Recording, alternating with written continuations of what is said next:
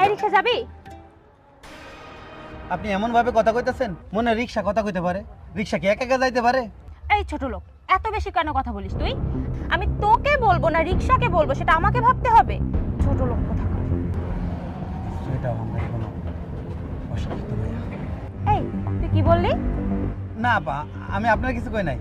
আমি কইছি ওঠেন, রিক্সা ওঠেন। কই যাবেন আপনি আপা? তোর এত বড় সাহস তুই আমাকে আপা বলে ডাকিস?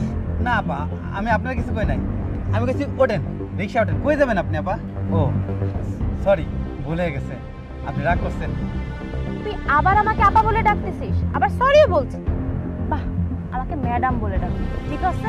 আর শোন, আমার অনেক টায়ার্ড লাগতেছে, এখন চল। ও তোরা সরি বলিস, এটা টায়ার্ড মানে জানবি না। টায়ার্ড মানে জানিস? শুনেন আপা, আপনি অনেক বেশি করে ফেলেছেন, বুঝছেন? আমি রিক্সা চালাইতে পারি, কিন্তু আপনার এই সরি, টায়ার, এই টুকিটাকি ইংরেজি শব্দ আমিও জানি।